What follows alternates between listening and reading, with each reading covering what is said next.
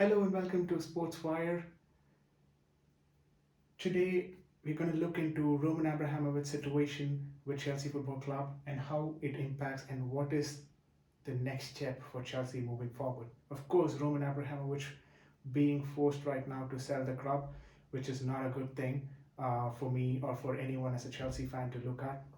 But if that is what is going to happen, then we also have to look at multiple options. And one of this option is Jim Ratcliffe.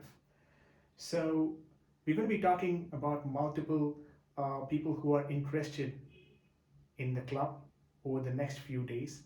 The first person that I've been able to do some research and provide today is Jim Ratcliffe. He's 69 years old. He's valued at 20 billion euros. He owns a company called Ineos from 1999. He is a British businessman and he lives in Monaco for different tax reasons. He is a United fan, let's not forget that, from his childhood days.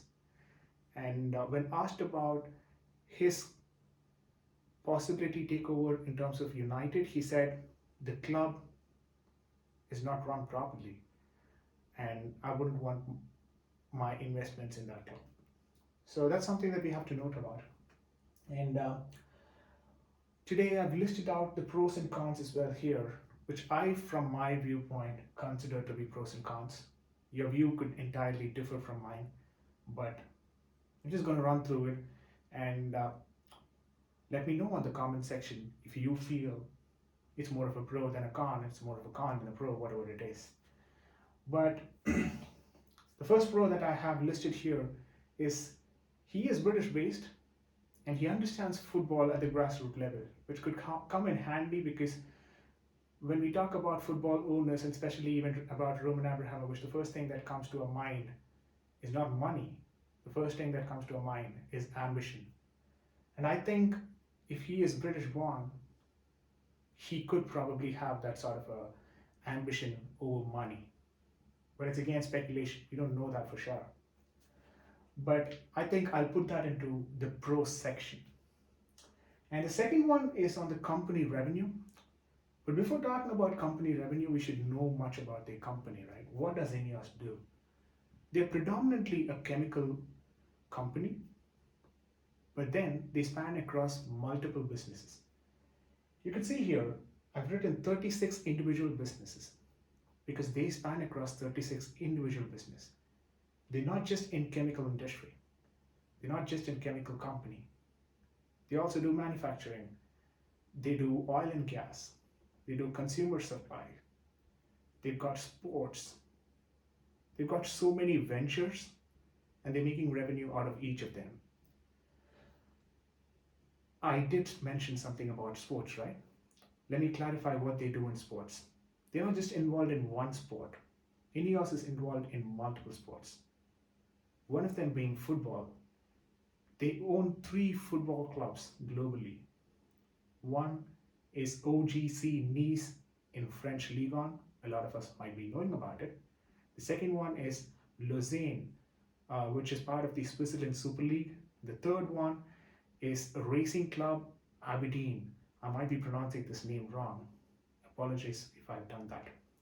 This club is part of Ivory Coast League in Africa. So they are into that sports venture. And football is not the only one. They are into F1 as well. They are principal partners with Mercedes. They also are into bicycle racing. They are also into rugby. So they're into multiple ventures, okay, in terms of sports, which I would consider a bit positive. And their company revenue for last year, their company revenue in terms of valuation is $61 billion from 36 different business or individual business.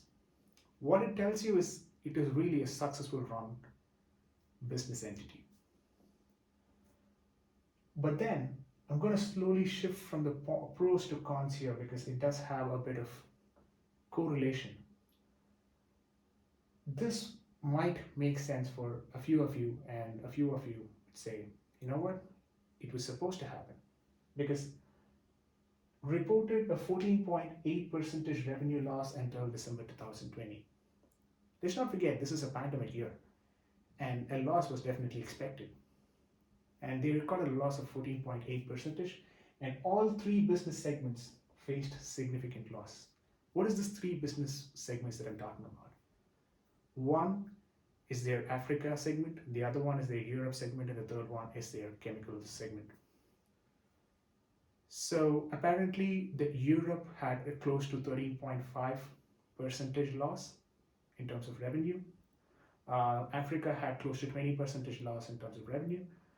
Chemical had 14 percentage loss in terms of revenue. These are informations that are available in the internet, guys. So don't hold me to anything, but then, yeah, this is what you can find on the internet. So those are the three segments. All three have recorded loss in double digits. But then it doesn't end there. Going to the third pro here, recovering after the pandemic at a rapid pace. That's a good sign for a well-run company. It's fine to face a loss during pandemic situation because no one expected that. But the way that they've recovered has been phenomenal. And that is shown through their quarterly statements in the last 1 year. They've released 3 quarterly statements and you can see that they've been recovering at a good speed, at a rapid pace actually. That's definitely helpful. So I'd say the company's well run. And the fourth pro is the latest acquisition, which is being BP Chemical business for $4 billion. You might ask me, Richard, what relevance does acquiring a chemical business actually have to do with Chelsea Football Club? Not directly, but indirectly if you look at it, they've had a good history in terms of acquisition. This is their last acquisition, and the valuation of the company that they've acquired is BP Chemical at $4 billion. That's a major acquisition. And they've been able to do that successfully, which tells you that these are companies who can actually do those bigger acquisitions professionally and properly. And I think that's the reason why I put it in the pros. Now coming to the cons, another couple of points. One a lot of Chelsea fans might relate to. He says he doesn't want to buy a club as a single owner, especially Chelsea. Rather, he would want 6 to 7 partners along with him. That's the reason why I put it in the cons. If you ask me the reason why it should be considered as a con, from my knowledge, I'd say having 6 to 7 partners and forming a consortium will always have an impact in terms of decision making. In a high-speed environment, in a volatile transfer market, the business decisions needs to be taken quickly. And if you've got 6 to 7 partners or a consortium where you have to consult with every single person, the decision making will be difficult and it will be slower. That's the reason why I think a consortium is never a good option. And he apparently is of the impression he needs to go for a consortium model. So that's a con for me, straight up. And the last one is he owns Nice from 2019 for 91 million euros. Vijay, he owns a football club. You told me that's a positive. And why have you classified that as a con? The reason why I did that is because owning the football club, of course, comes with a lot of experience. He comes in with a lot of experience. He knows how football business is done. Absolutely agreed. But the problem where he or the company might have is that there are regulations that are in place, both in terms of PL and also from UEFA, that might be a bit of hindrance for him to buy Chelsea Football Club at the earliest. So whenever someone needs to buy a club, they have to go through something called PL FPPT, which is Fit Proper Person Test. And that test will be taken by Premier League. and they have to go through a rigorous screening process, out of which one of the clause says you cannot basically have two clubs with shareholding of more than 30% in each of them. That's a violation straight up. Two Premier League clubs, 10%. Two European clubs, 30%. Okay, that's the rule in PL. But UEFA regulations is a bit different here. What they say is you should not be having 50.1% holding in one of the clubs and not be 100% holder in another club. In essence, what they're trying to say is you should not be having this decision-making authority in both the clubs.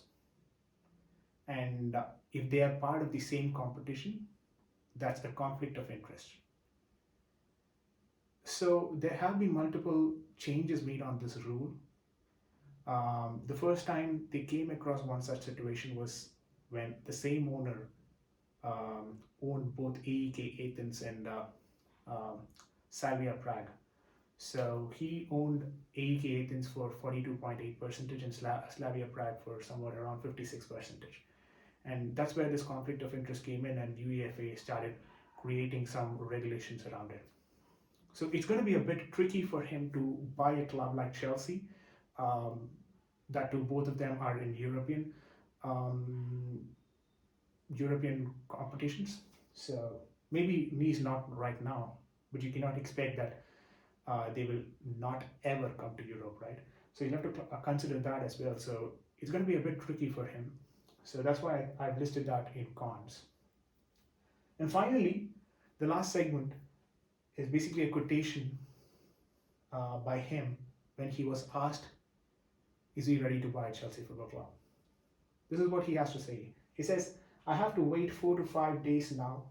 Abrahamovich is currently asking far too much. You know Chelsea owe him 2 billion euros. A bit of correction, it's 1.5 billion euros. Chelsea has no money. That means those who buy Chelsea should compensate Abrahamovich. So he basically knows the situation on the ground. He knows what's the issue there, what's the hold up there. Will he be able to do it? In spite of that, we'll have to wait and see. And if he does that, and he goes for a consortium model, will that be helpful for Chelsea Football Club? I personally think it doesn't, but I'd like to know your thoughts as well on that. With that note, I'm going to leave you guys. Until next time, this is Vijay signing off. Next video, we will definitely have someone else who is interested in Chelsea Football Club. But yeah, until that, this is Vijay signing off.